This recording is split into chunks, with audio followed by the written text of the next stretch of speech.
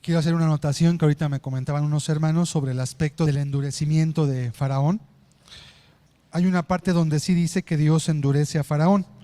Y un hermano me comentaba que otra posibilidad, y que es también perfectamente compatible con la Escritura, es que primeramente Faraón se endureció a sí mismo, él, por su mal corazón, por su intención, por su soberbia, y posteriormente, a manera de un juicio, como entregar una mente reprobada a la persona por continuar en su rebeldía, en su dureza, finalmente también Dios sí lo endurece, pero es en base a las decisiones que él toma, por cuanto decidió en su corazón no sujetarse a la voluntad de Dios. En 2 Tesalonicenses 2, 11 y 12, la Biblia nos habla de un texto que conocemos, donde dice la Escritura: por esto Dios les envió un poder engañoso para que crean la mentira, a fin de que sean condenados todos los que no creyeron a la verdad, sino que se complacieron en la injusticia. Primeramente sí hubo ese decidir de Faraón, y ciertamente la reprobación, teológicamente se llama los réprobos, sí ocurre cuando una persona se obstina en su proceder y finalmente Dios también lo entregó una mente reprobada. Y la persona inicialmente sí tomó su decisión, pero Dios también después lo endurece. ¿En base a qué? A la decisión que él toma. Entonces también eso es compatible, y precisamente se hace ver que no es del todo que Dios lo haya endurecido por sí mismo. O sea, Dios contiende con el hombre decide no obedecer a la palabra de Dios, y Dios también puede endurecer ya como un juicio a la persona por cuanto tomó la decisión, hablando de que la persona decide tomar un camino incorrecto y precisamente llega a aquello lo cual buscó. Leímos también el texto, ¿no?, después de Romanos 2, del 2 al 5, donde decía que por la dureza y por el corazón no arrepentido se atesora ira como tal. Es la propia decisión de la persona. Es una explicación igualmente compatible, yo diría complementaria a la que un servidor también comentó.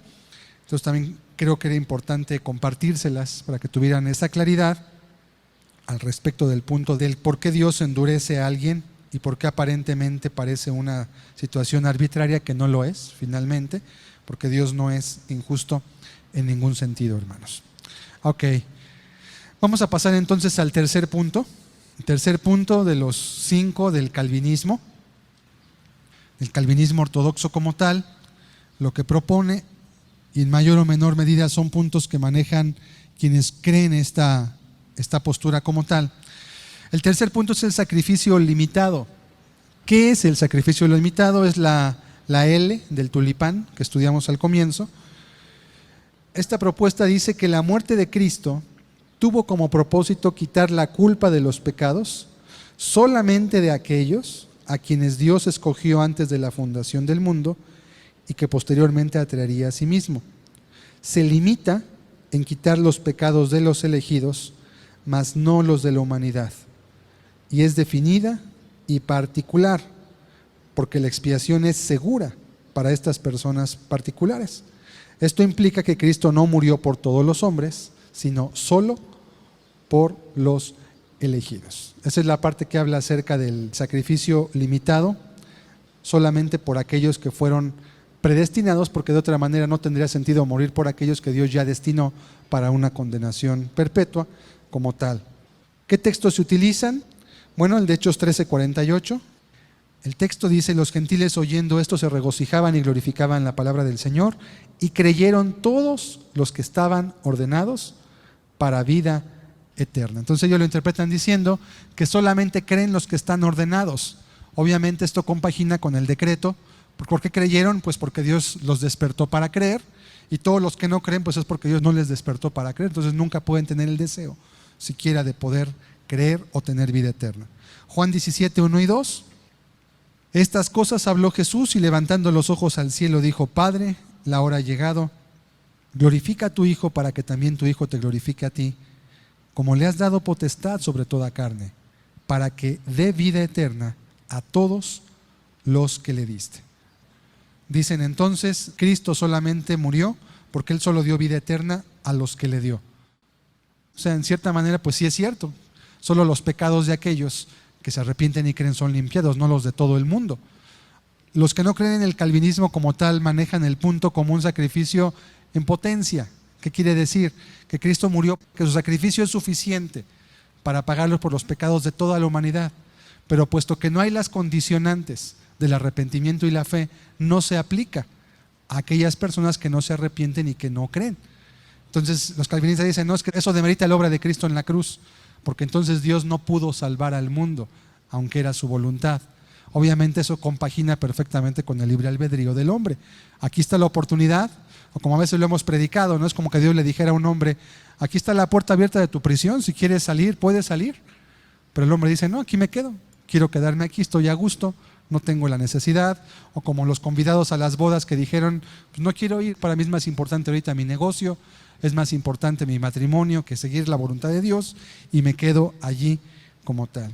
Y el otro texto es Mateo 1:21, dice lo siguiente: y dará a luz un hijo y llamará su nombre Jesús, porque él salvará a su pueblo de sus pecados. Entonces la aplicación que se hace ahí es, el sacrificio fue solamente por su pueblo, porque solo dice que va a salvar a su pueblo de sus propios pecados, haciendo del sacrificio de Cristo un sacrificio únicamente para ciertas personas en el mundo.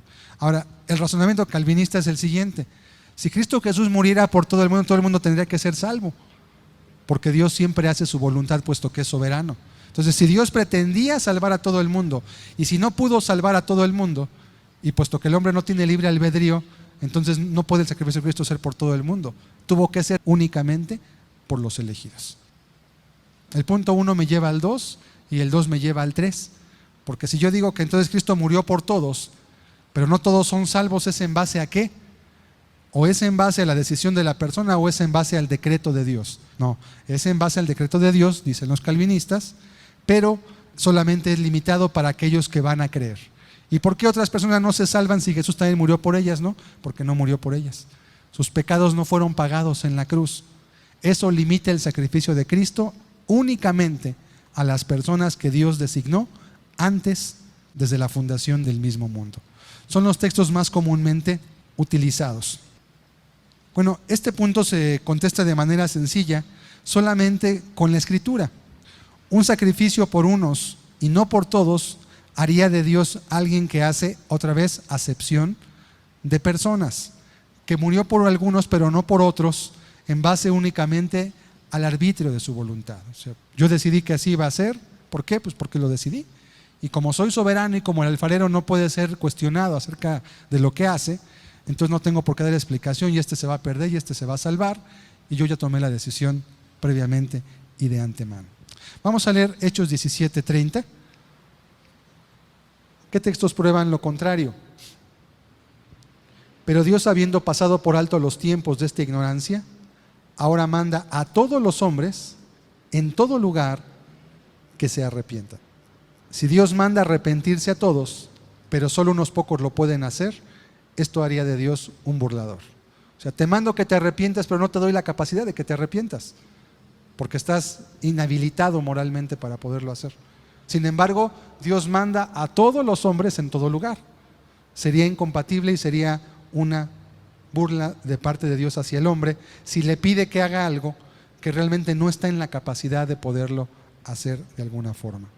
Primera de Timoteo 2, del 1 al 6. Exhorto ante todo a que se hagan rogativas, oraciones, peticiones y acciones de gracias por todos los hombres. ¿Para qué mandaría el Espíritu Santo por medio de Pablo que se hicieran rogativas por todos los hombres si realmente no todos los hombres van a poder tener la posibilidad de poder ser salvos? Verso 2. Por los reyes, por todos los que están en eminencia, para que vivamos quieta y reposadamente en toda piedad y honestidad, porque esto es bueno y agradable delante de Dios nuestro Salvador. Verso 4. El cual quiere que todos los hombres sean salvos y vengan al conocimiento de la verdad. Ante una evidencia tan clara del deseo de Dios, la salida calvinista es hablar de la voluntad secreta de Dios. ¿Cuál es la voluntad revelada? Que Él quiere que todos los hombres, dice la Escritura, que todos los hombres sean salvos. Esa es la voluntad revelada. Pero la voluntad secreta, la que tú no puedes saber, porque ¿quién eres tú para altercar con Dios o para preguntarle algo? Es que aunque Él quiere que todos sean salvos, realmente Él no lo quiere así, porque Él solamente dio su vida y solamente murió por algunos, mas no por todos. Es una salida que deja mucho que desear, porque nos podría hacer cuestionar: ¿entonces Dios gobierna en base a una tiranía? ¿No es en el amor? ¿No es que el hombre se sujeta a Él por decisión, por ver su amor, por ver su juicio, por ver su manera de gobernar, o es simplemente por el arbitrio? ¿Es como un dictador entonces? ¿Como un tirano? ¿Es como una majestad ante la cual ni siquiera los más elementales principios de justicia pueden tener validez? ¿Cómo sería eso? Es que quiere que todos los hombres sean salvos. Verso 5, porque hay un solo Dios y un solo mediador entre Dios y los hombres, Jesucristo hombre. Y dice al final, el cual se dio a sí mismo en rescate por todos, de lo cual se dio testimonio a su debido tiempo. Dice la Escritura que Cristo se dio a sí mismo en rescate por todos. La pregunta calvinista es, si se dio en rescate por todos, ¿por qué no todos son salvos? La respuesta es muy sencilla, porque hay una condicionante: arrepentirse y creer. Y no todos los hombres responden al mensaje del Evangelio de la misma forma. Hay quienes se arrepienten y creen, hay quienes no se arrepienten y no creen. Entonces el calvinista contesta, bueno, si se arrepiente y cree y por eso Dios lo perdona, entonces se salvó por las obras. Y volvemos al punto inicial. No está ganando su salvación por arrepentirse y creer. Es la condicionante para poder entrar en este lugar solamente. Mas no es que él lo haya ganado, el que lo haya hecho. Porque Dios mismo pone en el corazón el deseo inicial para poder hacer ello. Pero el hombre responde finalmente a ese estímulo que el Espíritu Santo da. Tito 2:11, porque la gracia de Dios se ha manifestado para salvación a todos los hombres. Aquí además añade que se ha manifestado para salvación y especifica la gracia de Dios. Son los textos difíciles de responder para un calvinista en este sentido, porque no podría compaginar gracia de Dios, salvación y todos los hombres. Tendría que decir, la gracia de Dios se ha manifestado para salvación a algunos hombres, o a los elegidos, o a los que Él predestinó, ¿sí? Y dice la Escritura que la suma de tu palabra es verdad, en el Salmo 119, verso 160. Es decir, tiene que haber una armonía completa de la Escritura. No puede tomarse algunos textos y que nieguen a otros también. Juan 3:16, texto muy conocido, porque de tal manera amó Dios al mundo, que ha dado a su Hijo unigénito para que todo aquel que en Él cree no se pierda, mas tenga vida eterna. Dice la Biblia, todo aquel que en Él cree. Ahí el calvinista dice, es que solamente creen los que Dios les da la posibilidad de creer, por fin. Entonces, ¿para qué dice que todo el que cree? ¿Para qué murió Cristo? No es que fue solamente por algunos. Hebreos 2:9. Pero vemos a aquel que fue hecho un poco menor que los ángeles, a Jesús, coronado de gloria y de honra, a causa del padecimiento de la muerte, para que por la gracia de Dios gustase la muerte por todos nuevamente. El sacrificio de Dios es inclusivo, no exclusivo. Primera de Juan 2, verso 2. Y Él es la propiciación por nuestros pecados. Este texto es muy fuerte en su formación, porque la propiciación es directamente el acto de ofrecer un sacrificio expiatorio del pecado. Dice, Él es la propiciación por nuestros pecados. Diría uno, aquí está hablando de los elegidos, pero añade, y no solamente por los nuestros, sino también por los de todo el mundo. ¿Sí? Entonces entendemos que la muerte de Cristo es para todo el mundo, pero no se hace válida en todos, porque no en todos hay la misma respuesta, y esto es compatible con el libre albedrío del hombre. Es como lo que se comentó de la educación gratuita.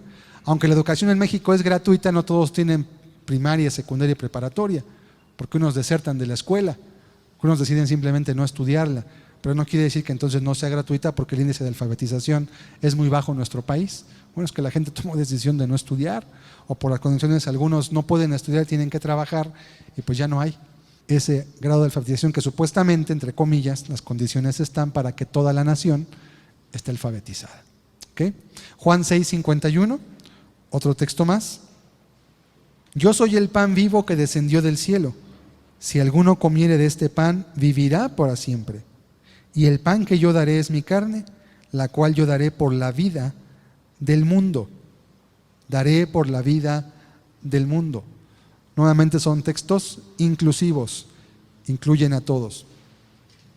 1 Timoteo 1:15, palabra fiel y digna de ser recibida por todos, que Cristo Jesús vino al mundo para salvar a los pecadores. ¿Quiénes son los pecadores? También el texto es muy fuerte en lo que explica, porque según el propio calvinismo todos los hombres son pecadores. Entonces, si Él vino a salvar a los pecadores y no hay una exclusión de quiénes o cuáles pecadores, entonces está dándonos a entender el texto que Cristo vino a morir por todos como tal. Segunda de Pedro 3:9, otro texto más. El Señor no retarda su promesa, según algunos la tienen por tardanza, sino que es paciente para con nosotros, no queriendo que ninguno perezca, sino que todos procedan al arrepentimiento. Este texto también es muy fuerte en su construcción, porque Dios aquí está revelando que el deseo de Él es que ninguno perezca. Pero si Él dice, no quiero que perezcas, pero por otro lado ya decreté que vas a perecer, pues parecería como una mala jugada, ¿no? Pues ¿para qué quieres que no perezcas si de todos modos está decretada mi pérdida? Y a lo mejor yo no lo sé, o a lo mejor otro no lo entiende, pero va a ser así, como tal, de esa forma. Entonces, sino que todos procedan al arrepentimiento.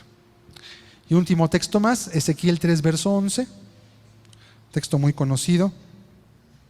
Diles, vivo yo, dice Jehová el Señor, que no quiero la muerte del impío, sino que se vuelve el impío de su camino y que viva. Volveos de vuestros malos caminos. ¿Por qué moriréis, oh casa de Israel? ¿Por qué moriréis? Y si Dios contestara porque ya está decretado, pues sería un juego muy cruel. ¿Por qué moriréis? Vuélvete, pero no te puedes volver. ¿Por qué moriréis? Enmienda tu camino, pero no puedes enmendarlo porque estás inhabilitado. Sería incompatible con los atributos de justicia de Dios. Ok. El punto 4, hermanos, de las doctrinas de la gracia, la I del tulipán. Este punto dice gracia irresistible. Vamos a mirar que este punto es totalmente necesario para hacer congruente el sistema calvinista. ¿Qué es? Bueno, este punto postula que la salvación de un ser humano se realiza en las tres personas de la Trinidad. El Padre elige a los que habrían de ser salvos, el Hijo lleva a cabo la redención y propiciación, el Espíritu Santo llama y persevera a los santos. Esta llamada, cuando es efectuado por el Espíritu Santo, es eficaz. No puede ser resistida por la persona que necesariamente llegará a la fe en la obra salvadora de Jesús. O sea, el punto esencialmente, lo que explica es que cuando Dios se determina que una persona se salve, punto, se va a salvar. ¿Por qué? Porque ¿quién puede resistir su voluntad? Otra vez tomando los textos de Romanos 9. ¿Quién puede resistir su voluntad? ¿Qué cosa hay que Dios quiera hacer que no pueda hacer? Bueno, ya vimos que hay varias. Y si compaginamos esto con el libre albedrío del hombre, Dios tampoco podría forzar la voluntad del hombre a que haga algo que no quiere hacer. Porque en tal caso, Dios sería nuevamente como alguien que está manejando una marioneta desde arriba y que no está dejando la oportunidad a que el hombre tome una decisión. Entonces el que se salva porque Dios lo va a salvar, pero también el que se pierde se va a perder porque Dios lo va a perder. ¿Y quién lo va a resistir? ¿Ok? Entonces es un punto necesario para compaginar el resto de la predestinación. ¿Qué textos se utilizan? Juan 6:37. Vamos a ver aquí 4 textos en los cuales se basan para este punto. Todo lo que el Padre me da, vendrá a mí, y al que a mí viene, no le echo fuera.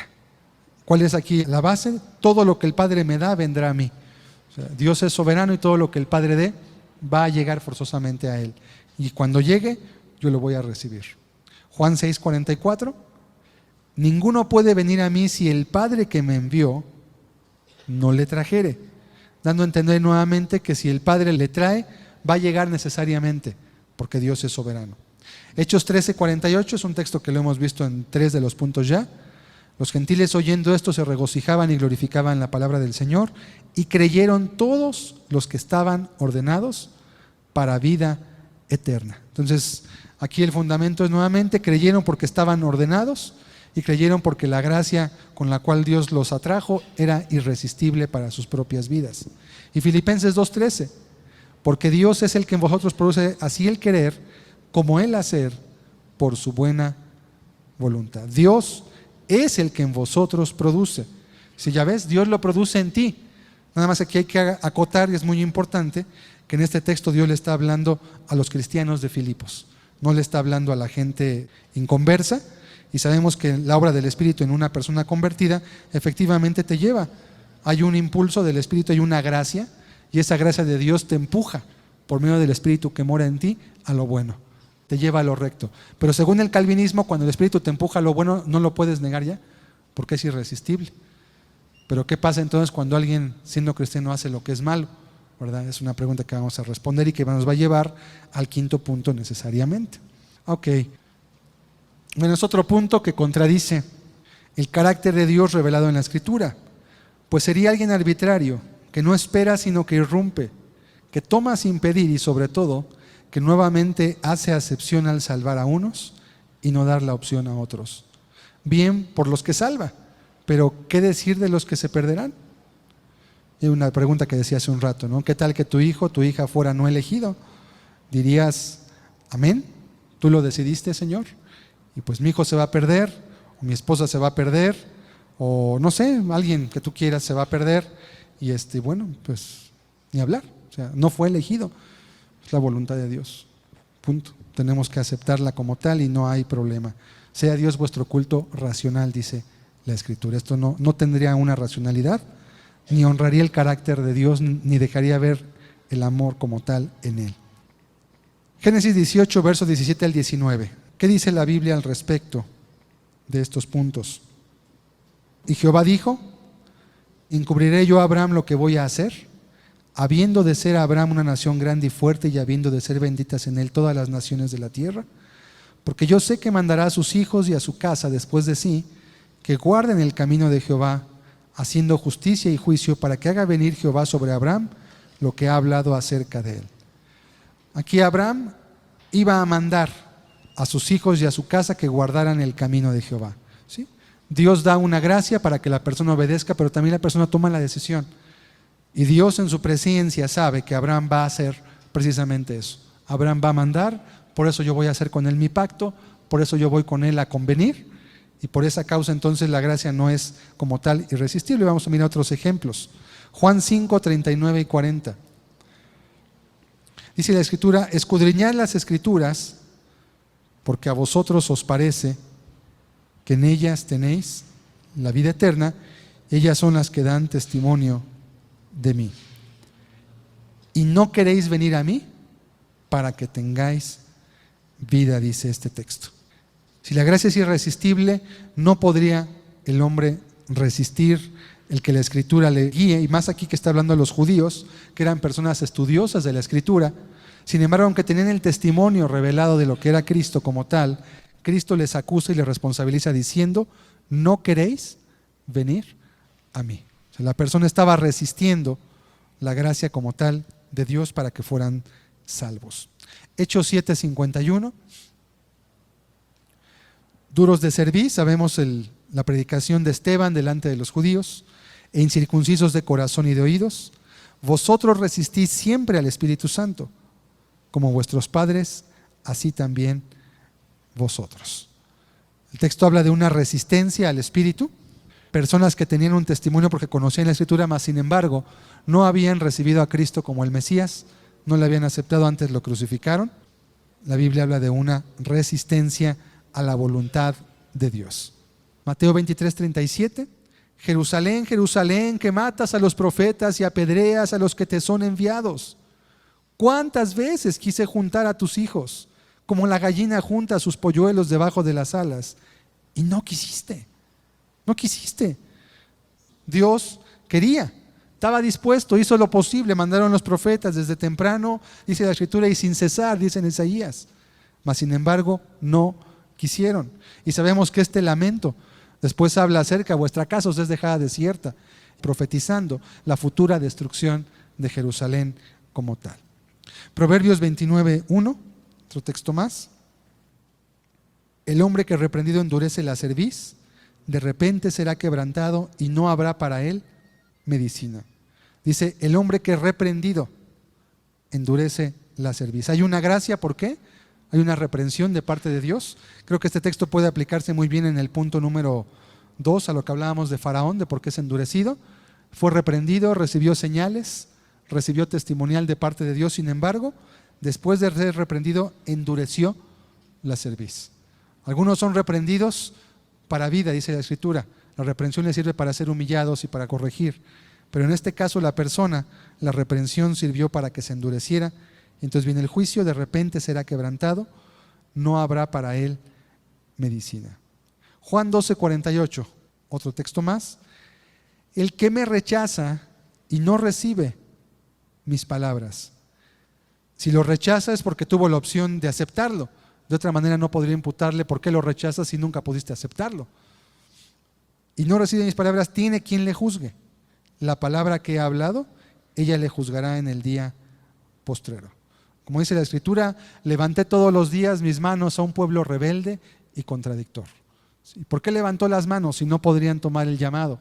¿Para qué responsabilizarles de una decisión si no estaban en la capacidad de tomarla? Únicamente diciendo que hay una gracia irresistible, es que podrían pensar que el hombre es salvado porque Dios produce el querer como el hacer, pero que el hombre no tiene parte. Definitivamente el hombre tiene parte y Dios también tiene parte. Hay una convivencia total en esos dos aspectos. No se puede quitar una, no se puede quitar la otra. Apocalipsis 3:20, texto que les comentaba en el punto antepasado. He aquí yo estoy a la puerta y llamo. Si alguno oye mi voz y abre la puerta, fíjense que son dos condicionantes. Número uno, Dios está llamando. Y aquí es muy importante porque además este texto está dirigido a personas cristianas. No es un texto de evangelismo, es un texto para la iglesia. La gente que estaba en esta iglesia ya habían en muchos casos echado a Dios de sus vidas. Y dice Cristo, yo estoy a la puerta, o sea, está afuera, estoy llamando. Si alguno oye mi voz, número uno, y ya vimos que cuando dice la Biblia que si alguno oye, no habla que algunos no pueden oír, habla de la disposición del corazón. Y luego dice, y abre la puerta, lo que implica la aceptación de que entre el soberano, el Señor a tu vida. Dice entonces, entraré a Él y cenaré con Él y Él conmigo, hablando de una amistad y de una convivencia íntima como tal. Pero ¿qué pasa si no abre la puerta? Todos sabemos la advertencia que está después en Apocalipsis. Si fuera irresistible, ¿para qué llamar? Mejor entrar con autoridad a tomar lo que es mío. Porque si Dios salvó, ahorita veremos en el quinto punto, si el Padre no arrebata nada de lo que ha dado, y si son salvos, pues no deberían poderse perder. Entonces, ¿para qué advertir? Como tal el punto de que si alguno oye mi voz y me abre. Y vamos a ver el quinto punto. Este punto también es largo. Es un punto que incluso se ha predicado mucho en los días domingos también. Bueno, por lo menos yo lo he abordado varias veces. Es la P del tulipán y es la perseverancia de los santos. Tal vez no lo conozcan de esta forma, pero tal vez sí lo conozcan como salvo siempre salvo. Eso sí lo han escuchado. Bueno, este es el punto, teológicamente así es conocido en el sistema teológico calvinista como tal. ¿Qué es la perseverancia de los santos? Postula que la persona que ha sido llamada por el Espíritu Santo y que por ello es un verdadero creyente, nunca podrá abandonar la fe. Pretende ser resultado de la inmutabilidad del carácter de Dios y de su omnipotencia, que al proponerse desde antes de la fundación del mundo tener misericordia para con una persona, Él realizará su propósito sin falta.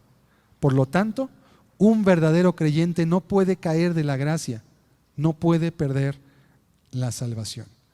Este quinto punto, hermanos, es la consecuencia lógica de los otros cuatro. Si Dios es soberano, si Dios es todopoderoso, si Dios siempre logra lo que Él quiere y Él salvó a unos y los predestinó, sería admitir un fracaso para Dios, tomándolo así, siendo consecuente con el sistema calvinista, si alguien se perdiera. Como Dios no puede fracasar, entonces nadie puede perder la salvación. Ahora, ¿cómo manejan este punto los calvinistas? Lo manejan de la siguiente forma. Bueno, es que Dios sabe cuántas personas van a ser salvas y en eso estamos totalmente de acuerdo. Dios sabe perfectamente quiénes van a ser salvos. El desacuerdo estriba en que la posibilidad de que una persona salva jamás pueda caer de la gracia en esta vida como tal. A que una persona, una vez que es salva, jamás no existe la posibilidad de que pueda perder. Puede haber una caída, puede haber circunstancias en su vida, puede haber tribulaciones, pero nunca un retroceder de la fe. Ahora, aquí históricamente hay un problema muy importante, hermanos. Por ejemplo, hubo personas como Wesley y como Whitefield que aunque creían y tenían posturas divergentes al respecto, sin embargo, nunca tuvieron un problema al respecto de esto, aunque sí en otros puntos del calvinismo, porque ellos tenían un acuerdo sobre quién era una persona salva. No tenían ninguna duda. ¿Por qué Whitefield creía que la salvación no se perdía, que él era calvinista? Porque la persona vivía en santidad y por eso nunca se iba a apartar de Dios, porque estaba en la santidad de Dios. ¿Y por qué Wesley creía que la persona salva podía perderse? pero que la gracia era suficiente para guardarlo porque vivía en santidad. Es decir, aunque ellos tenían diferencias doctrinales, sin embargo, estaban de acuerdo totalmente en quién es una persona convertida y buscaban siempre las evidencias escriturales. Hoy en día esto no es así.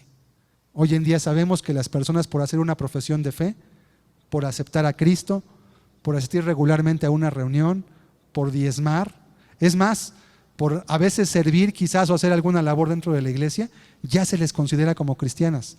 Y esto hablo a nivel del cristianismo en el mundo como tal. Es decir, hoy tenemos una disparidad muy grande que en aquel tiempo no existía. Por eso en aquel tiempo las personas que tenían posturas divergentes teológicas al respecto de esto no tenían mayor problema.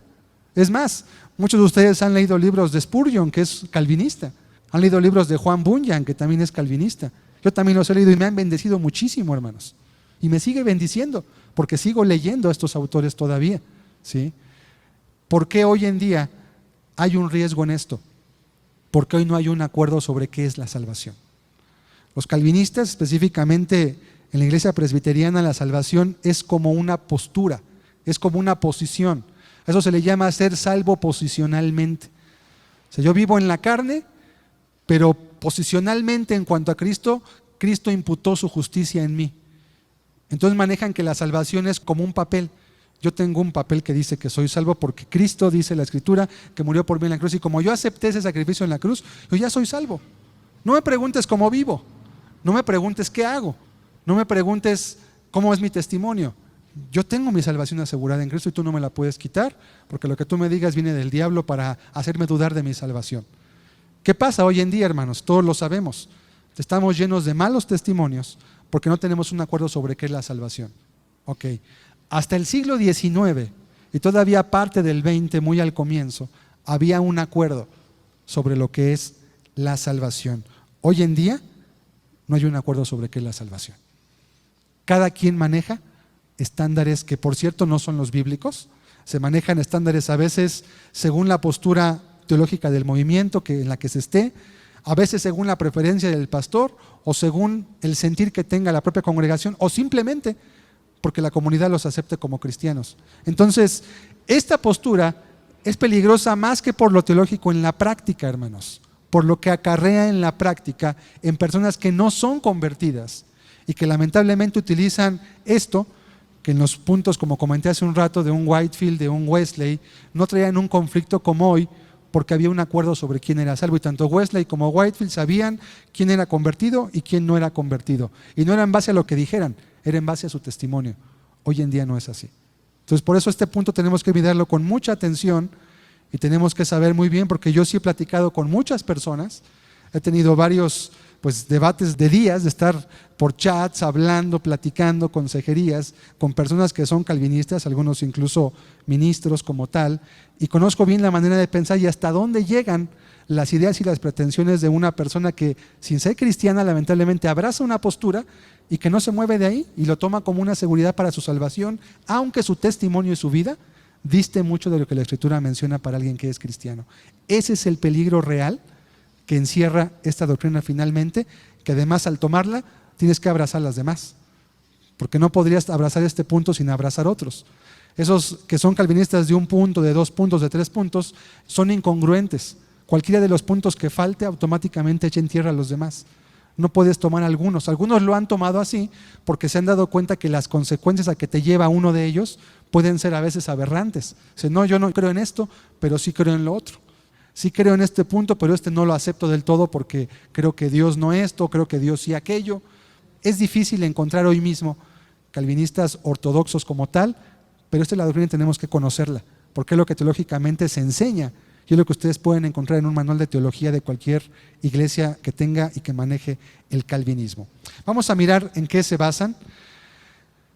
3 textos específicamente, que son los más fuertes porque los demás parecen apoyar lo contrario, lejos de apoyar el punto. Juan 6:39, y esta es la voluntad del Padre, el que me envió, que de todo lo que me diere no pierda yo nada, sino que lo resucite en el día postrero. Si tomamos en cuenta el libre albedrío, esto es muy sencillo, sí es la voluntad del Padre, pero lamentablemente no siempre se cumple la voluntad del Padre, porque si no, ¿por qué Cristo enseñó a orar, Padre nuestro que estás en los cielos, hágase tu voluntad? Si se hiciera siempre la voluntad, ¿para qué pedirlo? La verdad es que no se hace siempre la voluntad de Dios. Aún en su pueblo, hermanos, hay eventos en la historia del pueblo de Israel que nos muestran que la voluntad de Dios no siempre se realizaba. Un ejemplo que me acuerdo ahorita. Dice la Escritura que el pueblo de Israel iba a estar ¿cuántos años esclavo en Egipto, hermanos? ¿Se acuerdan? 400 años. Ahora, ¿cuántos años estuvieron esclavos en Egipto, hermanos, realmente? 430. ¿Qué pasó? O sea, Dios dijo mediante un profeta que iban a estar 400, pero la verdad es que estuvieron 430. ¿Por qué hubo un retraso? Dios cumplió su voluntad finalmente porque los sacó libres, pero no fue el tiempo que Dios dio. Cuando iban de camino de Egipto hacia la tierra prometida, todos recordamos la murmuración de María y Aarón, ¿se acuerdan? Y se acuerdan que estuvo el pueblo 7 días, ¿no? En el desierto más. Yo pregunto, ¿estaba en el plan de Dios? ¿Él quiso que estuvieran esos 7 días parados por causa del pecado de Aarón y de María? Yo creo que no, porque Dios no puede decretar el pecado. La decisión de ellos alargó el tiempo que tuvieron que estar allí. ¿Quería Dios que todo el pueblo de Israel se perdiera en el desierto? ¿Quedaran postrados? Pienso que no, hermanos, porque no es compatible con la voluntad de Dios, con el amor de Dios a su pueblo. ¿Por qué el pueblo entonces quedó postrado en el desierto? Por su propia decisión. Entonces, es la voluntad del Padre que de todo lo que me diere no pierda yo nada. Y yo digo amén. Yo creo que es la voluntad de Dios, que no se pierda nadie, ni tú, ni yo, ni nadie, hermanos. Sin embargo, el hombre toma también decisiones. Vamos a estar viendo eso y cómo Dios actúa cuando el hombre toma decisiones. Juan 10, 27 al 29 es de los textos más fuertes que se usan para sustentar el que la salvación no se pierde. Mis ovejas oyen mi voz y yo las conozco y me siguen. Y yo les doy vida eterna y no perecerán jamás, ni nadie las arrebatará de mi mano. Mi Padre que me las dio es mayor que todos y nadie las puede arrebatar de la mano de mi Padre. Si lo ves con la mentalidad calvinista, dices, no, pues sí. O sea, ¿quién se le va a poner enfrente a Dios para quitarle una oveja? ¿No? Y es cierto, yo también estoy de acuerdo con ello, pero falta una cosa que no se ha considerado. Yo siempre he creído, Cristo nunca nos suelta de la mano. Nosotros nos soltamos de la mano de Cristo. Satanás no puede arrebatarle a Dios un alma, salvo que el hombre se mete en territorio de Satanás, él adquiere autoridad sobre su vida y entonces la persona pueda caer por su decisión. En Cristo hay la gracia, como dice en Judas, para presentarnos delante de su gloria con gran alegría sin mancha. Aquel que es poderoso, ¿no? Para presentaros delante de su gloria con gran alegría sin caída, dice la Escritura. Yo creo que Dios es suficiente para eso, hermanos. En su gracia hay todo lo suficiente. Lamentablemente están también nuestras decisiones. Y puede ser que para uno se alcance eso como tal, y es real y es la voluntad de Dios, pero también Dios respeta nuestras decisiones. Y eso va acorde con el que fuimos creados a imagen y semejanza de Dios. Si Dios tiene libre albedrío, también nosotros nos creó con un libre albedrío como tal. Si no, ¿para qué puso entonces el árbol en el huerto de Edén si no habría libre albedrío? O sea, sería una incongruencia. Sería como un juego cruel nuevamente, ¿no? Ya decreté el pecado, voy a poner a Adán, va a pecar porque yo lo puse allí, y si fue porque Dios lo decidió, pues otra vez seríamos como títeres en medio de un juego brutal de ajedrez donde las almas se pierden eternamente. Y lamentablemente ya está decidido el juego de antemano, ya están las movidas escritas, solamente hay que cumplirlas. Eso dejaría al hombre decir, bueno, pues, entonces, ¿qué papel juego yo? Soy una marioneta en el universo de Dios solamente. No tendría el hombre un libre albedrío. ¿Ok? Otro punto importante de Juan 10, 27 es que ¿quiénes son las ovejas de Cristo? Yo estoy de acuerdo que una persona que es oveja, pues siempre está oyendo a Cristo. Una persona que es oveja siempre va a oír su voz, siempre va a estar atrás del pastor, y si permanece ahí nunca se va a perder, estoy de acuerdo. Aquí está hablando acerca del poder del Padre ante el embate externo, hablando de Dios y aquel que quiere arrebatar de la mano de Dios. Y ahí estoy de acuerdo, yo que nadie le puede arrebatar de la mano a Dios, pero puesto que el hombre tiene libre albedrío, aquí está incluido la decisión que yo tome también al respecto. ¿Sí entendemos?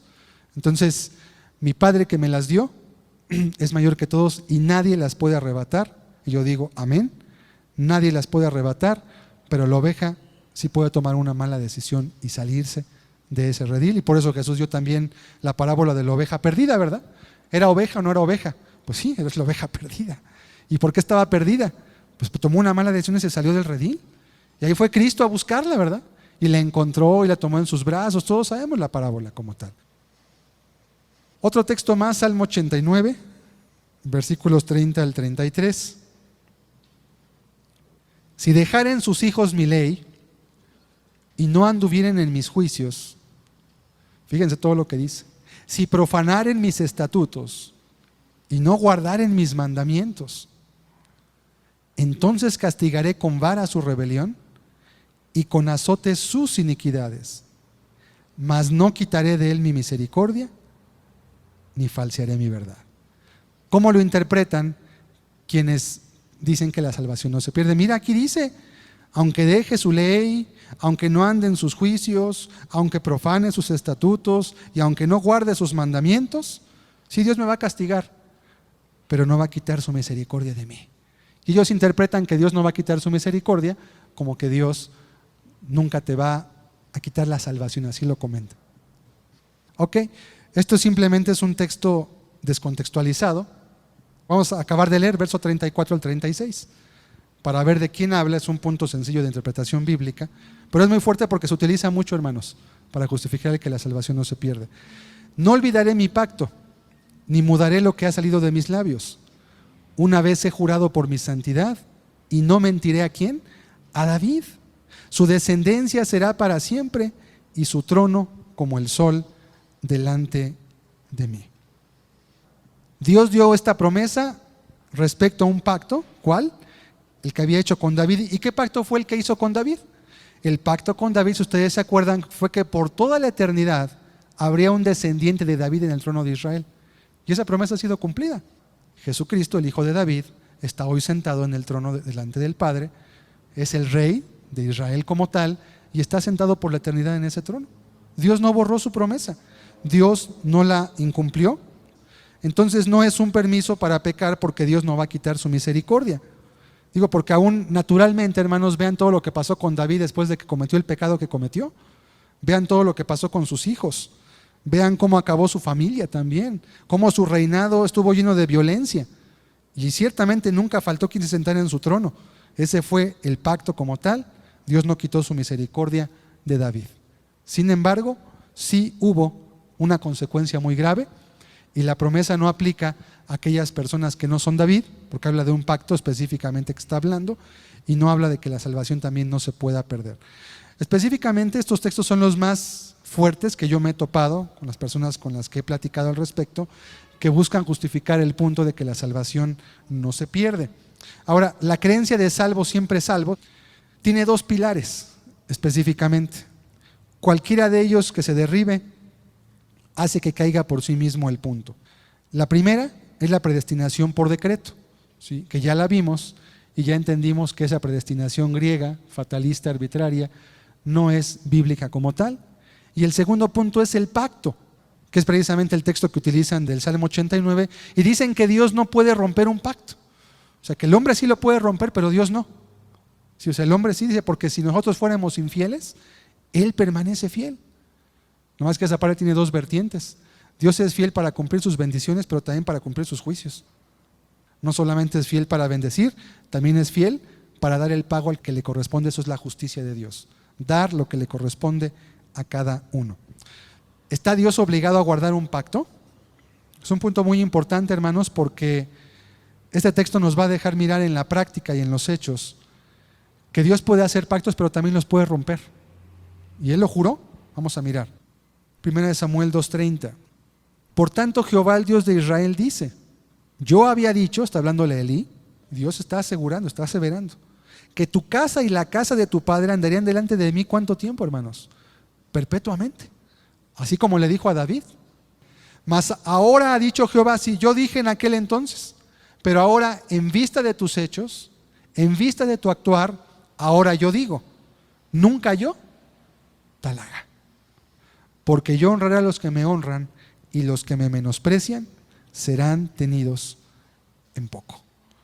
Todos sabemos que el pacto con Elí era que la casa de Leví iba a estar perpetuamente sirviendo en la casa de Dios, en el tabernáculo.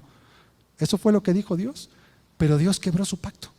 Sí, yo había dicho, sí, yo lo dije, pero un pacto tiene condicionantes también, hermanos, ¿sí? Elí rompió el pacto por su pecado, se ensoberbeció, se obstinó en su pecado, no hizo lo que tuvo que hacer para honrar el ministerio como él lo tenía, y dice la Escritura que entonces Dios también rompió el pacto con él, y a partir de ahí, dice la Biblia que así Dios cumplió las palabras que le dijo a Elí, de quitar a su descendencia para que no estuviera en la casa de Dios, y dejaron de servir desde ahí en adelante dentro de la casa de Dios.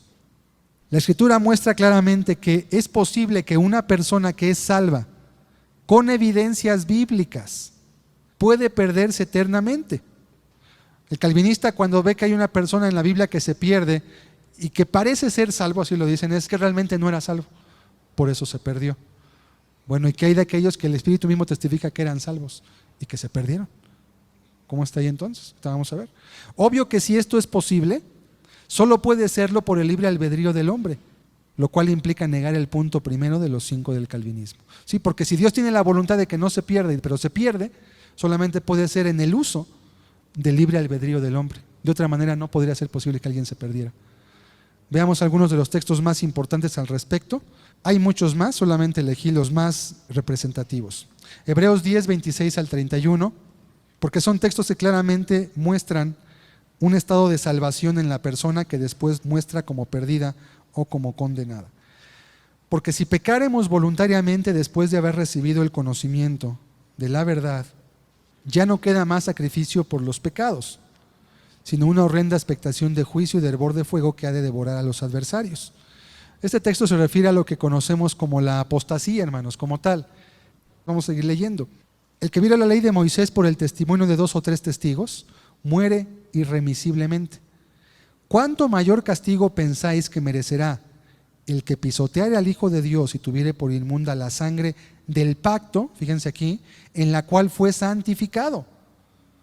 Al hablar de sangre del pacto en la cual fue santificado, habla de alguien que tuvo que entrar dentro del pacto, porque la santificación implicaba el rociamiento de la sangre, se acordarán del Antiguo Testamento, y hablaba del pacto de Dios con el pueblo, y sabemos que ese rociamiento de la sangre es un tipo de Cristo muriendo en la cruz. E hiciera frente al Espíritu de gracia, pues conocemos al que dijo: mi es la venganza, yo daré el pago, dice el Señor, y otra vez el Señor juzgará a su pueblo. Horrenda cosa es caer en manos del Dios vivo. Sabemos que la apostasía no es el hecho de cometer un pecado, ¿sí?, o aún de practicar un pecado, porque la Biblia habla en 1 Corintios 5 de algunas personas que llamándose hermanos fueren tal cosa, y habla de una disciplina como tal. Habla, hermanos, de un estado en el cual una persona se vuelve atrás del camino de Cristo. No habla de un pecado, de alguien que se vuelve atrás definitivamente. ¿Qué tanto tiene que pasar para que esto ocurra? No lo sé, pero así como pasó con Elí en algún momento, Dios llega a un punto en el cual deja de contender con el hombre. ¿Por qué? Porque Él conoce todo, en la omnisciencia de Dios. Y Él sabe en qué punto una persona puede caer en esto. Y no es algo que fácilmente se pueda llegar. Es algo, para que me entiendan, algo así como la blasfemia contra el Espíritu Santo, ¿no? Que no es que tengas un mal pensamiento contra el Espíritu, no es eso, hermanos. Habla de algo mucho más grave y profundo, y que requiere además un conocimiento amplio de la Escritura y una luz muy grande para llegar a cometerlo y practicarlo e incurrir en la falta. Hebreos 6 es otro texto más. Porque es imposible que los que una vez fueron iluminados, número 1, o sea, tuvieron luz para entender el Evangelio; 2, gustaron del don celestial. El don celestial es una palabra para hablar de la salvación, el don, el regalo. Y 3, fueron hechos partícipes del Espíritu Santo. Dice Romanos 8 que ninguno que no tenga el Espíritu Santo es de Cristo. Si fueron partícipes del Espíritu, forzosamente tenían que ser de Cristo, no podían no serlo. Y asimismo gustaron la buena palabra de Dios. Y 4 punto, hermanos, los poderes del siglo venidero. Algunos dicen aquí que los poderes del siglo venidero habla de las facultades o de los dones espirituales de los milagros. Yo pienso, es una percepción particular mía, que habla de la vida en santidad en un mundo lleno de pecado, que habla de la gracia de Dios para poder mantenerse viviendo bajo la gracia de Cristo en un mundo que está lleno de pecado. Habla de esos poderes, el poder, la gracia de Dios actuando en la vida del hombre, pudiendo vivir conforme a la voluntad de Cristo en medio de una generación incrédula y perversa. 6, y recayeron, sean otra vez. ¿Otra vez qué implica? Que ya lo fueron una vez, por eso es otra vez renovados para arrepentimiento. Y la última parte completa y cierra el círculo: crucificando de nuevo. ¿Por qué de nuevo? Porque ya el sacrificio de Cristo fue válido para la persona. Eso implicaría crucificar de nuevo para sí al Hijo de Dios y exponerle a vituperio. Es nuevamente una alusión a la apostasía como tal, y repito, requiere brincarse muchas trancas, requiere incurrir en muchas cosas, requiere hacer muchas cosas, hermanos, para llegar a un estado semejante, donde una persona con luz de salvación incurra en estos puntos y llene la medida de esta persona que pierde. Lo importante que estamos viendo ahorita aquí es que es una persona cristiana, es una persona que tiene las evidencias bíblicas de ser salvo, nacido de nuevo, vivir bajo la gracia, y en un momento de su vida es imposible que sea renovado porque implicaría volver a crucificar al Hijo de Dios para sí. Algunos lo llamarían el pecado imperdonable, ¿verdad? Hay varias alusiones entre algunos estudiosos. Lo importante aquí, y el punto que estamos ahorita estudiando, es que son personas que, siendo salvas conforme a lo que la Biblia enseña, en un momento de su vida se pierden o caen de la gracia. Otro texto más, 2 de Pedro 2, verso 1. Pero hubo también falsos profetas entre el pueblo, como habrá entre vosotros falsos maestros, que introducirán encubiertamente herejías destructoras, y aún negarán al Señor que los rescató. El Señor los rescató, sí. ¿Qué van a hacer? Lo van a negar, atrayendo sobre sí mismos destrucción repentina. ¿Qué dice la Escritura?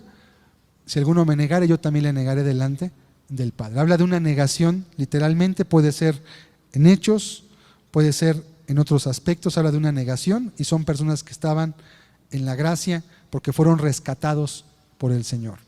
Verso 14 y 15. Tienen los ojos llenos de adulterio, no se sacian de pecar, seducen a las almas inconstantes, tienen el corazón habituado a la codicia y son hijos de maldición. Han dejado el camino recto. Aquí vemos, y esto compagina perfectamente con lo que leímos de Romanos 3, 12, donde decía, todos se desviaron, ¿sí? Habla de que la persona se puede desviar, y aquí habla de una persona que, siendo cristiana, dice, ha dejado el camino recto y se han extraviado, y además explica cómo, siguiendo el camino de Balaam, hijo de Beor, el cual amó el premio de la maldad. ¿Sabemos cuál fue el camino de Balaam? Alguien que por un beneficio económico, por un beneficio moral, escogió utilizar lo que tenía de parte de Dios para maldecir a un pueblo que vivía en santidad en ese momento. Verso 20 al 22 de este mismo capítulo de 2 de Pedro 2. Ciertamente, si habiéndose ellos escapado de las contaminaciones del mundo, por el conocimiento del Señor y Salvador Jesucristo, enredándose otra vez en ellas son vencidos, su postrer estado viene a ser peor que el primero. Verso 21. Porque mejor les hubiera sido no haber conocido el camino de la justicia, que después de haberlo conocido, volverse atrás del santo mandamiento que les fue dado. Pero les ha acontecido lo del verdadero proverbio: el perro vuelve a su vómito y la puerca lavada a revolcarse en el cieno. O sea, volvieron al estado que tenían anteriormente como tal. Eran personas que estaban predicando, que tenían luz, que habían escapado de la contaminación del mundo y que tenían la claridad para entender quién era Dios, pero que en algún momento se desviaron, siguiendo varios puntos que aquí está mencionando de los falsos maestros. Siguiente texto, 1 Corintios 8, del 9 al 11. También este texto es muy importante, claramente nos deja ver el mismo punto con mucha sencillez.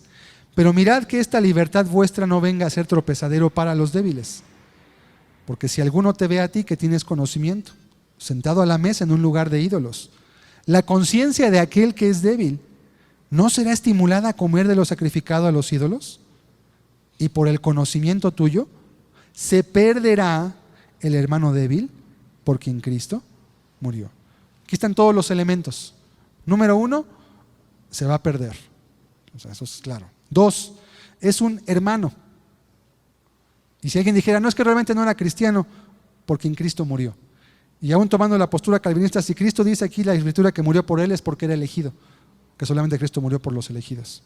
Bueno, Cristo murió por él y se va a perder por causa del tropiezo de un tercero. Y eso compagina perfectamente con Mateo 18, que dice, no es la voluntad de vuestro Padre que se pierda ninguno de estos pequeñitos. ¿sí? Pequeñito hablaba de los hijos como tal. Dios no quiere que se pierdan. Si no se podrían perder, ¿para qué nos advierte? ¿Para qué nos alerta? ¿Para qué nos dice que si tropiezas a uno sería mejor que te colgaras una piedra de molino al cuello? ¿Para qué? Si de todo modo no se va a perder. No habría posibilidad de tropiezo. Y finalmente, aun si fuera tropiezo, no podría haber perdición, porque la salvación está segura por la perseverancia de los santos. Otro texto más, hermanos, muy importante, de Mateo 18, verso 31 al 35. Es la parábola de los dos deudores y también contiene todos los elementos que acabamos de mencionar. Viendo sus consiervos lo que pasaba, se entristecieron mucho y fueron y refirieron a su señor todo lo que había pasado.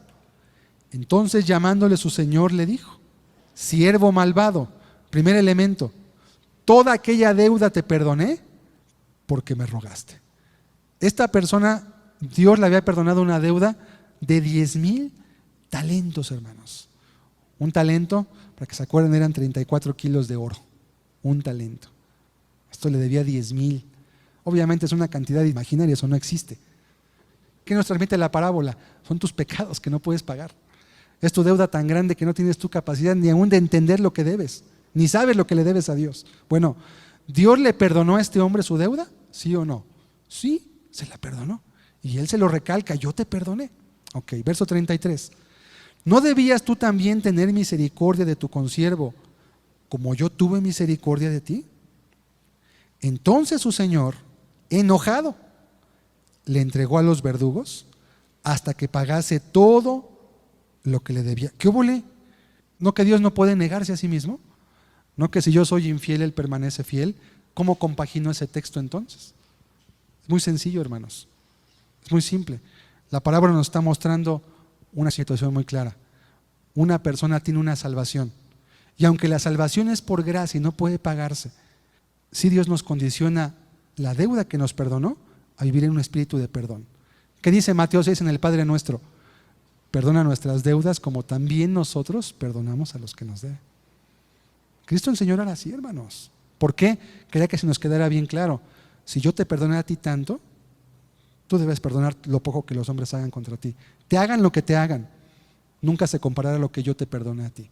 Si tú dejas de perdonar a tu prójimo, me vas a volver a pagar todo lo que me debías. Si guardas amargura, si guardas rencor, si te amargas contra alguien y no lo perdonas, nos vamos a ver tú y yo. Y te va a decir Dios: toda aquella deuda te perdoné. ¿Por qué tú no perdonaste a tu hermano? ¿Por qué no lo perdonaste? ¿Por qué no tuviste la misma actitud que yo tuve? ¿Por qué no tuviste el mismo sentir que yo tuve contigo? Porque la amargura es opresa en tu corazón. ¿Ahora me vas a pagar todo? Pero Señor, tú no quitas la salvación. No, yo no te la quité, tú la perdiste. Tú no te juzgaste digno porque no quisiste sujetarte a mi dominio, a mi señorío. Vamos a continuar leyendo. Verso 35. Así también, por si quedaba duda de la parábola, porque aquí está la aplicación. En el verso 34 acaba la parábola. En el verso 35 está la aplicación de la parábola. Así también mi Padre Celestial hará con vosotros, si no perdonáis de todo corazón cada uno a su hermano sus ofensas. Hermanos, salvación se puede perder. La deuda perdonada y cancelada se puede volver a cargar si nosotros incurrimos, porque la parábola fue dicha precisamente para los discípulos. Esta parábola específicamente va dada a ellos como tal. Mi Padre Celestial hará con vosotros, si no perdonáis de todo corazón. Además te dice cómo debes perdonar cada uno a su hermano sus ofensas. Siguiente texto, Apocalipsis 3, versículos 4 al 6. Pero tienes unas pocas personas en Sardis que no han manchado sus vestiduras y andarán conmigo en vestiduras blancas porque son dignas. Verso 6. El que venciere, el corolario del mensaje a Sardis, el que venciere será vestido de vestiduras blancas y no borraré su nombre del libro de la vida. ¿Para qué dice eso si Dios nunca borra el nombre del libro de la vida? Sería una amenaza en vano. Bueno, no borraré es porque había la posibilidad de borrarlo. Dicen por ahí que Dios no tiene goma. No, arranca el pedazo de la hoja entonces. ¿Cómo lo quieres ver? No borraré su nombre del libro. Es una advertencia, hermanos. ¿Sí? Todos sabemos que el libro de la vida es aquel libro en el cual Dios tiene escritos los nombres de aquellos que son salvos por la fe. Aquí habla una advertencia de no borrar, y si esto no fuera una posibilidad, pues está de más que lo digas. Está de más que lo diga, no tendría ninguna razón. Y confesaré su nombre delante de mi Padre y delante de sus ángeles. Primera de Timoteo 4:1. Pero el Espíritu dice claramente que en los postreros tiempos, o sea estos, algunos apostatarán de la fe. Apostatar, hermanos, significa abandonar el camino, desviarse, escuchando espíritus engañadores y a doctrinas de demonios. Y nos da la razón, son personas que escucharon a espíritus engañadores y a doctrinas de demonios. Es muy importante. Oyeron algo que les hizo apartarse de la sincera fidelidad a Cristo. Decidieron creerlo también. Quizá no fueron a la Biblia, quizá no fundamentaron en la Escritura sus creencias y se perdieron. Y van a apostatar de la fe. No pueden apostatar si no están en ella, definitivamente. Siguiente texto, 1 Corintios 9, 26 y 27. Así que yo de esta manera corro, no como a la aventura. De esta manera peleo, no como quien golpea al aire, sino que golpeo mi cuerpo y lo pongo en servidumbre. No sea que habiendo sido heraldo para otros, yo mismo venga a ser eliminado. Pablo, ¿para qué te preocupas si la salvación no se pierde? Pablo sí estaba preocupado. No sea que yo mismo venga a ser eliminado. Y de tal forma por eso corro, porque sé que si mi cuerpo no lo golpeo y lo pongo en servidumbre, estoy corriendo este riesgo. Y aunque yo fui heraldo, los heraldos eran los que anunciaban en las plazas los decretos reales, hermanos. Y él anunció el decreto del rey. Y por su palabra muchos fueron salvos. No por él, por Dios, que a través de su palabra lo utilizó para que pudieran creer en Cristo. Dice, pero si yo no corro de esta forma, yo mismo puedo venir a ser eliminado. Pablo tenía eso en mente. Por eso decía el mismo Pablo más adelante, conociendo pues el temor de Dios, persuadimos a los hombres. Pues, ¿cuál terror habría en Dios si finalmente te salva? Te salvaste, y si no te salva, pues es porque no te podría salvar. Pues, ¿cuál terror habría entonces? ¿De qué? ¿Para qué o por qué? Gálatas 5, versos 2 al 4. Otro texto más que muestra lo mismo. He aquí yo, Pablo, os digo que si os circuncidáis, de nada os aprovechará Cristo. Y otra vez testifico a todo hombre que se circuncida, que está obligado a guardar toda la ley. De Cristo os desligasteis, los que por la ley os justificáis. De la gracia habéis caído. Los Gálatas, hermanos, eran una iglesia cristiana. No eran judíos inconversos, eran una iglesia cristiana que estaban abrazando nuevamente el sistema de justificación por las obras. Y Pablo les advierte, si ustedes se circuncidan, van a tener que guardar toda la ley entonces, porque están tomando su justificación no por Cristo que murió en la cruz, sino por lo que ustedes están haciendo. ¿Qué les dice al final? De Cristo se desligaron. No dice que Cristo los desligó. ¿Quiénes se desligaron? Ellos, por acceder a un sistema diferente de justificarse a sí mismos. Dice, de la gracia habéis caído. Según el calvinismo no se puede caer de la gracia. Según la Biblia sí se puede caer. Y Dios te advierte, ten cuidado. Romanos 11, 12 al 21. El calvinismo usa mucho Romanos 9 para hablar de la predestinación y de los decretos y de la elección incondicional, pero más adelante Dios mismo parece echar por tierra lo que Romanos 9 hablaba. Fíjese, y si su transgresión es la riqueza del mundo, hablando del pueblo judío, y su defección la riqueza de los gentiles, ¿cuánto más su plena restauración? Porque a vosotros hablo, gentiles, por cuanto yo soy apóstol a los gentiles, honro mi ministerio, por si en alguna manera pueda provocar a celos a los de mi sangre y hacer salvos a algunos de ellos.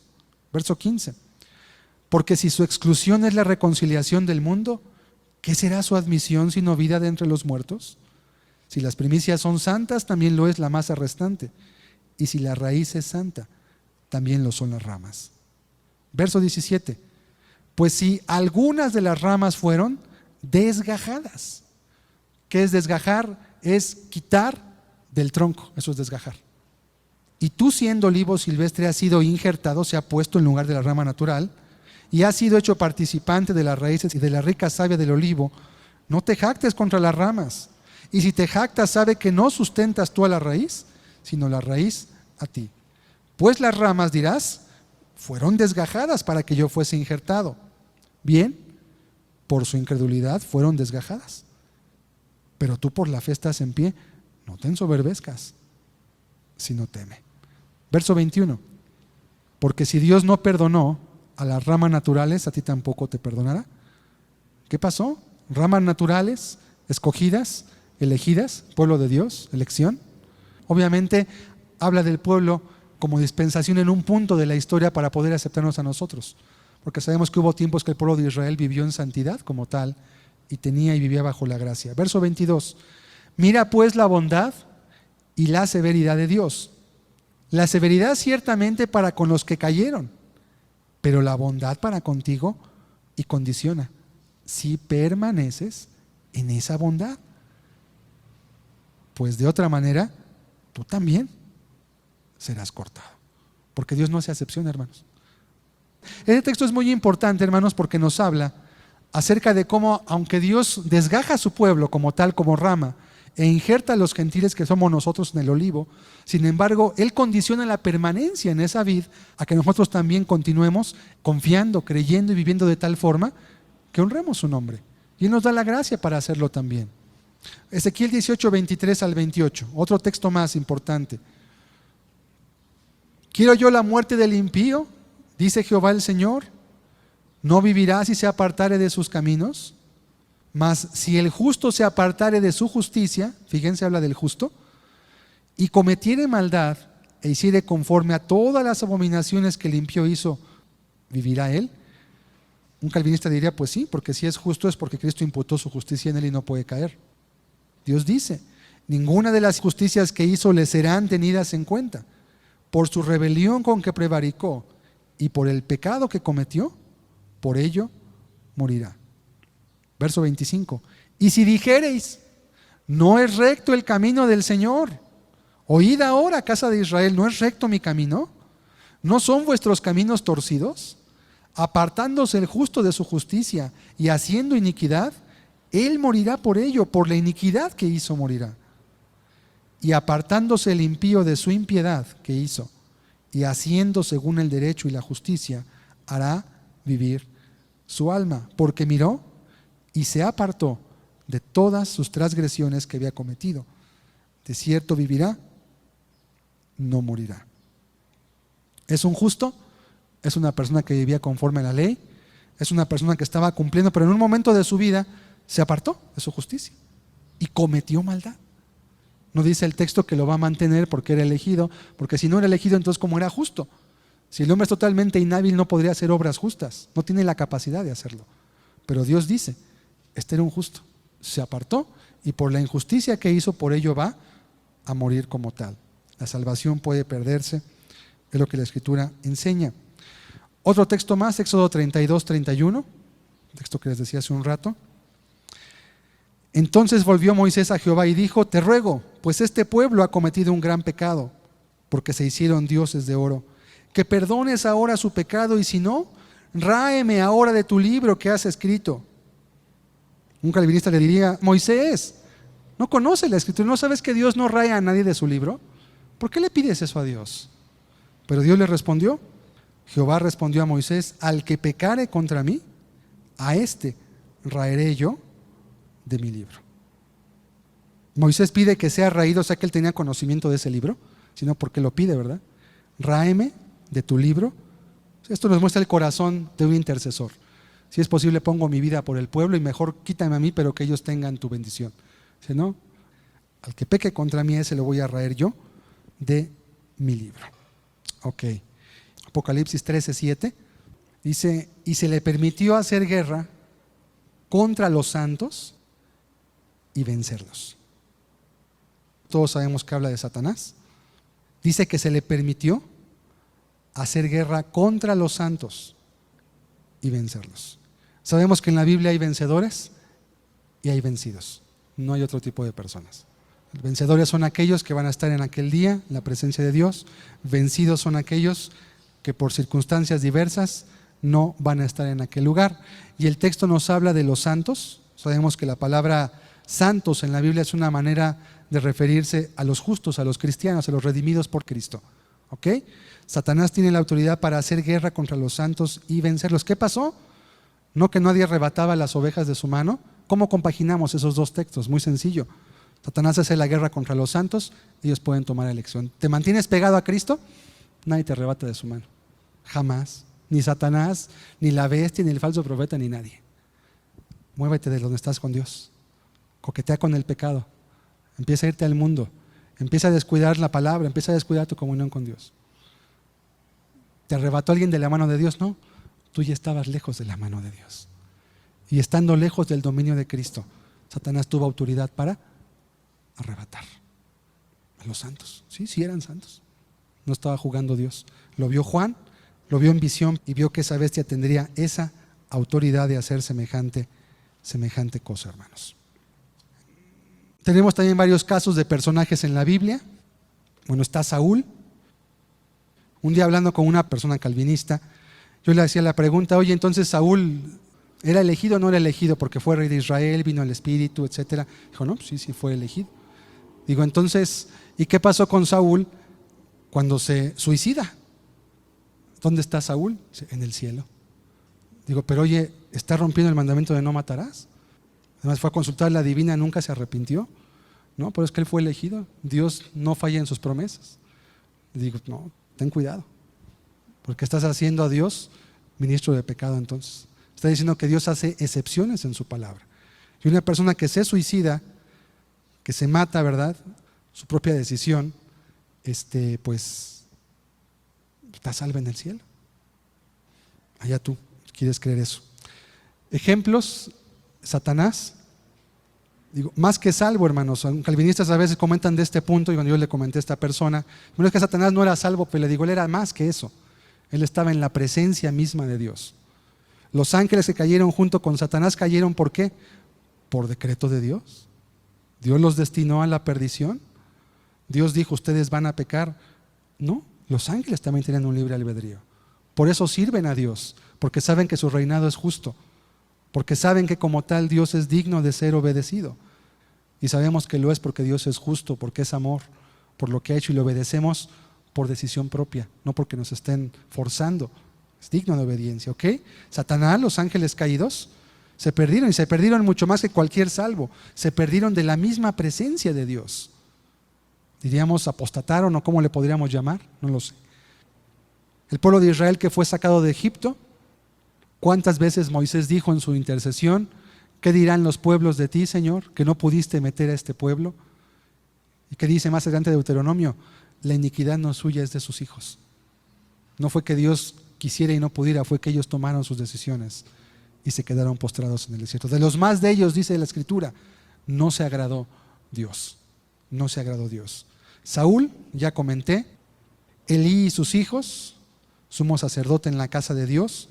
Ananías y Zafira, ¿eran salvos? ¿No eran salvos? Un calvinista diría no eran salvos. Bueno, están puestos también ahí, personas dentro de la iglesia. Judas Iscariote, dirán, es que estaba él predestinado para la destrucción. Creo que es un caso similar al de Faraón también, ¿sí? Tenía o no tendría la opción. Judas Iscariote echaba fuera demonios, hacía milagros, predicaba el evangelio, participó del apostolado conforme a Cristo también como tal. Tanto fue esta cuestión, el debate que hubo, que Juan Wesley, precisamente buscando llevar o hacer entender hasta dónde o hasta qué punto llegaba a creer la doctrina del calvinismo como tal, debate que tenía contra Whitefield en aquel momento, escribió una carta al diablo. Pues realmente la carta era para el diablo, pero era dirigida a los calvinistas, y dice lo siguiente, vamos a leerla. Dice, eres un tonto, es carta al diablo. ¿Para qué sigues rugiendo? Es fútil y superfluo tu acecho de las almas, tanto como nuestra predicación. ¿Acaso no te has enterado que Dios te quitó el trabajo y ya lo realizó con más efectividad? Nosotros podemos resistirte, pero Él puede destruir alma y cuerpo en el infierno en un acto irresistible. Lo único que puedes hacer es seducir. En cambio, su decreto inalterable para dejar miles de almas en la muerte perpetua les obliga a continuar en pecado hasta que se dejen caer en las llamas. ¿No has oído que Dios es el león devorador, el destructor de las almas y el aniquilador de los hombres? Es una crítica muy aguda y muy lacerante como tal, pero era lo que Juan Wesley percibía, de a dónde llegaba el creer que Dios, por decretos arbitrarios, condenaba la destrucción a unos, llevaba la salvación a otros también, sin que el hombre tuviese una postura o una posibilidad de tomar algo por su propia cuenta. A eso me refería yo cuando hablaba, hermanos, de los peligros, de que en este tiempo se abrace una doctrina semejante. ¿Sí? O sea, ese es el peligro, es el riesgo. Eso es lo que yo he visto, lamentablemente, del porcentaje de gente que yo he hablado, que es con mucha gente que tiene doctrina calvinista.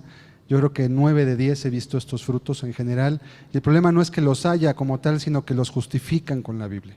Ese es el problema, porque si no los justifican con la Biblia, pues se les puede llevar a que se arrepintieran, pero no, o sea, con la Biblia misma lo justifican y no hay forma que los puedas mover. No, yo estoy así ya, lo que tú ves externamente, a mí Dios me ve internamente, Dios ve mi corazón, yo soy justo por la gracia, y pues digas lo que tú digas, yo estoy seguro en Cristo y mi ancla es Cristo, etcétera. Ya no puede ser nada por una persona así. A eso me refiero, hermanos, con el fruto, que se debe tener mucho cuidado. Ahora, no quiere decir esto que una persona que crea lo contrario no pueda tener estos frutos. Igualmente hay gente metodista y gente que abraza doctrinas que son contrarias al calvinismo y también tienen frutos muy malos. O sea, no estamos diciendo que por ser calvinista necesariamente vas a ser corrupto, ni tampoco que por tener una postura opuesta vas a ser necesariamente justo, no.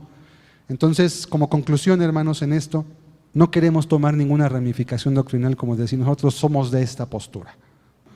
Yo creo que ni Calvino, ni Wesley, ni Arminio, ni ninguna persona, ni Agustín, ni nadie, ni Finney tenían toda la luz en todas las cosas.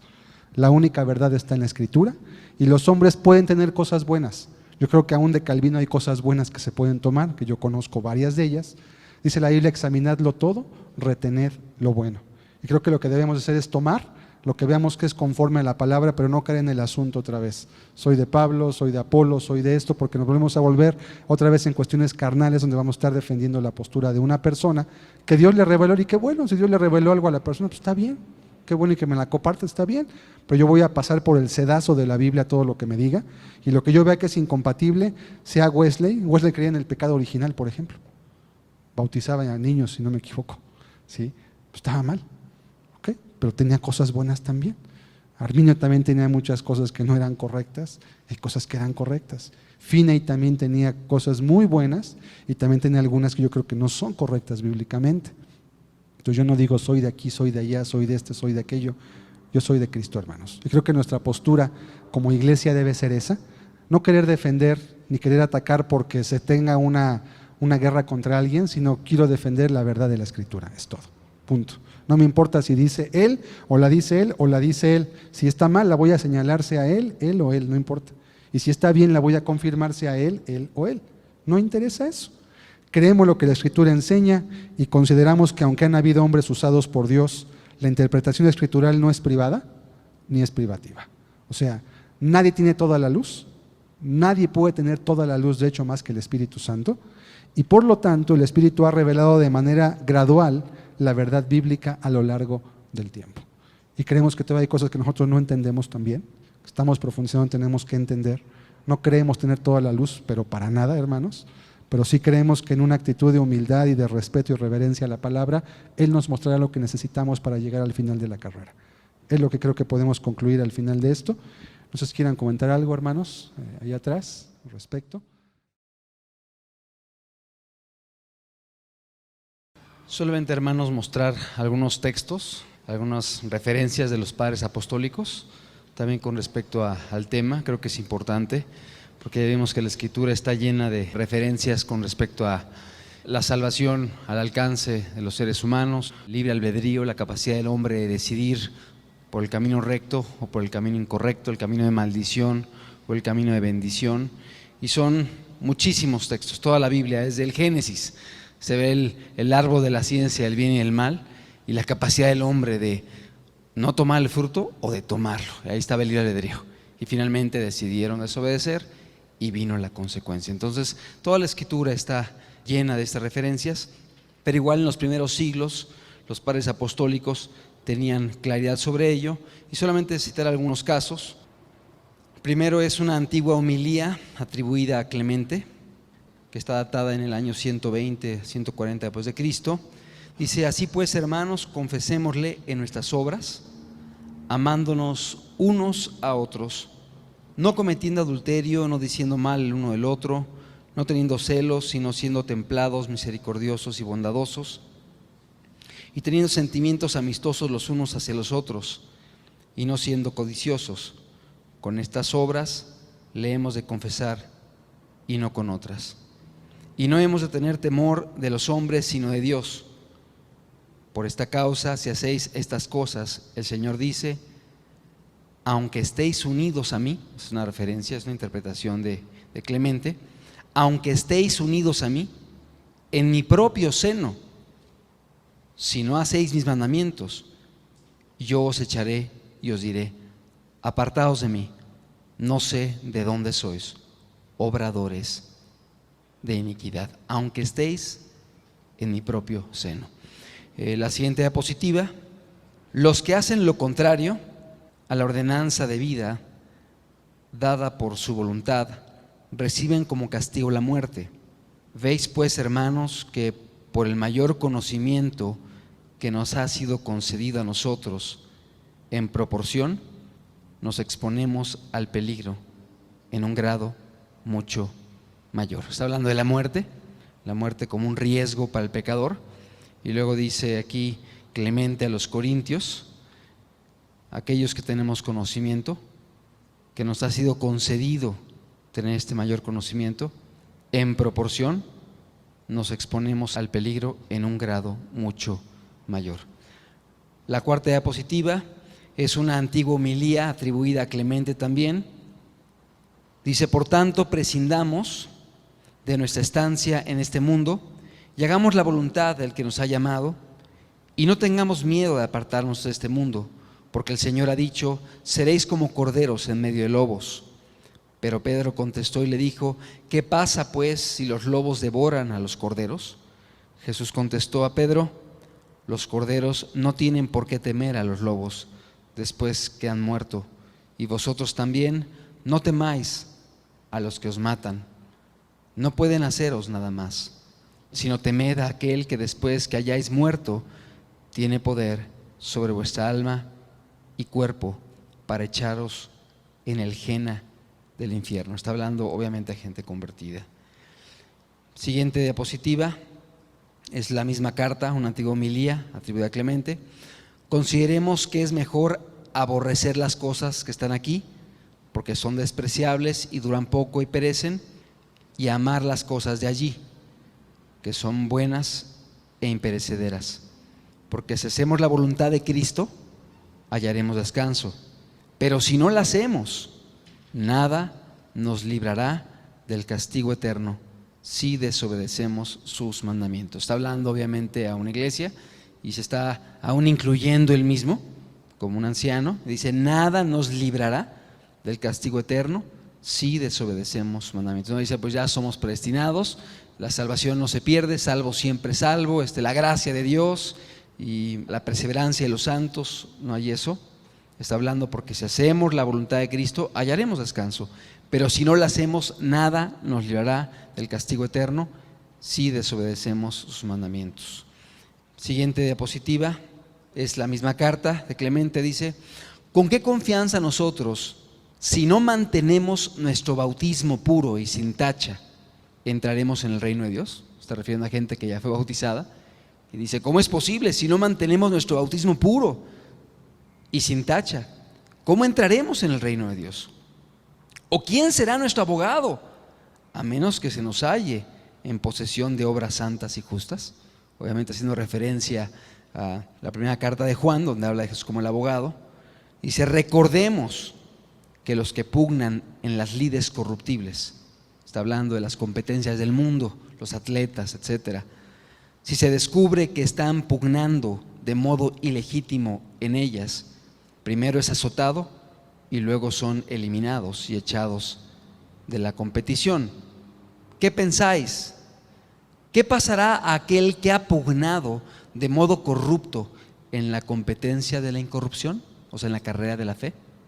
Porque con referencia a los que no han guardado su sello, de que habla del sello que Dios pone en los cristianos, y dice, los que no han guardado su sello, Él dice, su gusano no morirá y su fuego no se apartará, y serán un ejemplo para toda carne.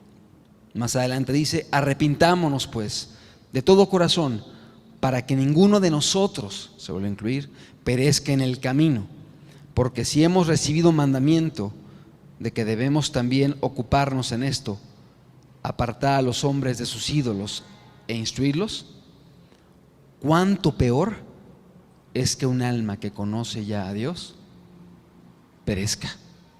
O sea, muchas referencias habla del bautismo manchado, no puro, no se mantuvo sin tacha. Habla acerca del sello no guardado, que es otro de los puntos que maneja mucho el calvinismo. Si alguien que fue sellado ya no puede ser quitado el sello. Luego dice un alma que ya ha conocido a Dios que perezca. La siguiente diapositiva, esta es una epístola atribuida a Ignacio y es una carta a los Efesios, primeros años del segundo siglo. Dice: por esta causa recibió el Señor unigénito sobre su cabeza, para que pueda soplar incorrupción a la iglesia. Dice: no seáis ungidos con el mal olor de la enseñanza del príncipe de este mundo, para que no se os lleve cautivos y os robe la vida que está puesta en vosotros. Os robe la vida que está puesta en vosotros. Está refiriendo a aquellos que ya tenían la vida, aquellos que habían alcanzado la salvación, y está diciendo: cuidado con la influencia del mundo, no sea que te robe la vida que un día te dio el Señor. La siguiente diapositiva es una también epístola de Bernabé. Está atribuida, según estudiosos, a Bernabé, el que predicó con el apóstol Pablo, datada más o menos en el año 70 después de Cristo, y dice: ejercitémonos en el temor de Dios y esforcémonos por guardar sus mandamientos, para que podamos regocijarnos en sus enseñanzas. El Señor juzga al mundo sin hacer acepción de personas. Aquí vamos viendo otra vez: esforcémonos. O sea, una invitación al esfuerzo de la persona. O sea, no es nada más deja que Dios haga algo que tú no puedes resistir, la gracia irresistible. No, esfuérzate, que viene el griego agonizomai, ¿no? Con agonía, con determinación, esforcémonos. Y luego dice: el Señor juzga al mundo sin hacer acepción de personas. O sea, trata a cada persona de una forma similar, porque Dios es justo. Cada uno recibirá conforme a sus hechos. Si es bueno, su justicia irá delante de él en el camino. Si es malo, la recompensa de su mal obrar está delante de él, para que no nos ocurra que aflojando, o sea, como diciendo, relajándonos, al considerar que hemos sido llamados, nos adormilemos en nuestros pecados y el principio del mal reciba poder contra nosotros y nos eche del reino del Señor. Otra vez, una referencia a gente que estaba dentro del reino, echada del reino por adormilarse, por no esforzarse, por no mantenerse en un camino de integridad.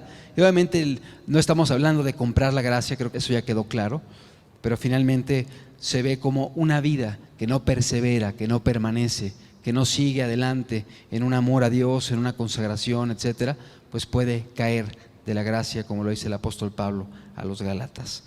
La siguiente es una carta que se llama El pastor de Hermas. Está atribuida a un hombre llamado Hermas. Fue citada por Ireneo, por Tertuliano, por Clemente, aún por Orígenes, y le daban un peso muy grande. Algunos inclusive lo ponían equiparable a un texto canónico. O sea, le daban mucho peso a este documento. Y dice lo siguiente: porque el Señor juró por su propia gloria con respecto a los elegidos. Mira qué interesante, a los elegidos, que si ahora que se ha puesto este día como límite se comete pecado, después no habrá para ellos salvación. Está refiriendo a los elegidos. Dice: por consiguiente, tú dirás a los gobernantes de la iglesia que enderecen sus caminos en justicia, para que puedan recibir en pleno las promesas con gloria abundante. Es un llamado a la iglesia, es un llamado de hecho a las autoridades de la iglesia, a los gobernantes, y dice con respecto a los elegidos que si vuelven al pecado después de cierta situación donde Dios establece que ya no hay posibilidad, dice, no habrá para ellos salvación. Aquí pudiera ser una referencia al pecado que citaba el hermano Israel cuando estudiaba el texto de Hebreos 10, el texto de Hebreos 6, Y también hay un texto de Primera de Juan donde habla de pecado de muerte, donde dice el apóstol: yo pido que ya no se pida por aquellos que han incurrido en pecado de muerte.